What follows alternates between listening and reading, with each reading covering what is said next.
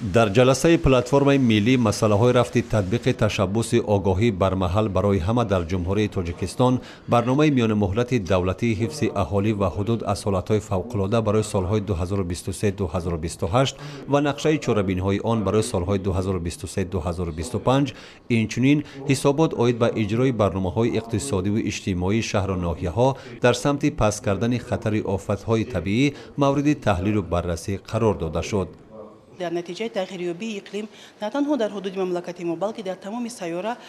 زود رخ دادن حادثه‌های طبیعی به قید گرفته می شود. تنها در 6 ماه سال 2024 در حدود مملکت ما زیاده از 500 حالت و حادثه‌های طبیعی به قید گرفته شد که در نتیجه متاسفانه 15 نفر شهروندان ما به هلاکت رسیدند. و ما از این روز آن همایشی که برگزار گشت هماهنگسازی وزارت و اداره‌ها و از آن جمله آن سازمان‌های بین‌المللی که در حدود مملکت ما فعالیت دارند در سمت مسائل پیشگیری آفت‌های طبیعی باز هم گسترش داد و این همایشی که شد باید قید نمود که مسائل خیلی مهمی مبرم روز از آن جمله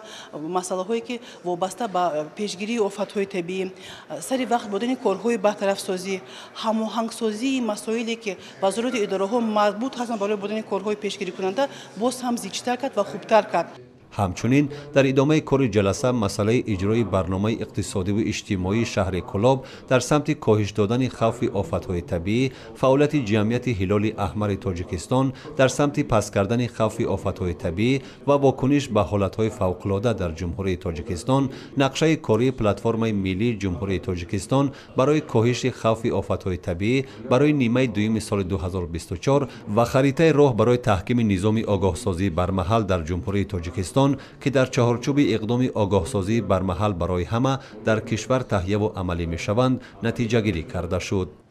باید قید نمود که در این سمت کمیته نقش هماهنگساز را می‌بازد و غیر از این در این روند باید ذکر نمود که در خود حاشیه این همایش نه تنها مسائل‌های پیشگیری کننده بلکه مسائل‌هایی که امکانات می‌دهد که در آینده باز هم کم نمودن آن موضوع‌هایی که خفناک هستند در حدود مملکت ما. آن آماری که در کمیته اطلاعات فوق‌العاده هست نشان می‌دهد که در حدود مملکت زیاده از 1200 موضوع‌های خفناک هستند که از این شماره 500 تاش مخصوصاً خفناک می‌باشد. بنابراین بودن کارهای پیشگیری کننده و از همه مهمش پیشگیری نمودن هلاکت شهروندان هنگام رخ دادن آفت‌های طبیعی یکی از مسائل‌های مبرم بود که امروز در همایش خود وزارت و اداره‌ها هماهنگ بودند و سهم خود را باید که به واسطه در این مسئله گذارند. باید یادآور شد که در جلسه پلتفرم ملی راهبران و نمایندگان یک قطار وزارت و اداره، کمیته‌های دولتی و سازمان‌های منطقوی اشتراک نمودند. در فرجام دیدار واخوری میان اعضا و اشتراکچیان جلسه عاید به استفاده ثمرناک مبلغ‌های از جانب جمهوری تاجیکستان جدا گردیده برای کاهش دادن خطر آفت‌های طبیعی گفتگوهای سودمند صورت گرفت. قابل ذکر است که پلتفرم ملی کاهش خطر آفت‌های طبیعی با قرار حکومت جمهوری تاجیکستان از 1 مارس سال 2012 قبول گردیده است. دلشاد الصمدوف، مهرآور استم، شهر دوشنبه، خبر.